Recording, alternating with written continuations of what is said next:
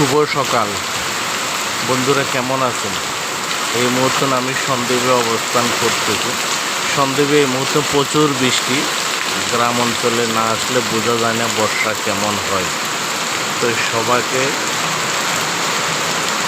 উদ্দেশ্য করি যে যেখানে আছেন সবাই সতর্ক থাকবেন। প্রচণ্ড বৃষ্টি, ঘর থেকে বেরোতে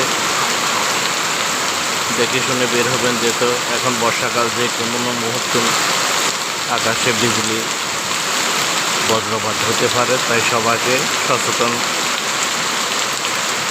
চলাফেরা করার জন্য অনুরোধ করছি। সবাই ভালো থাকবেন।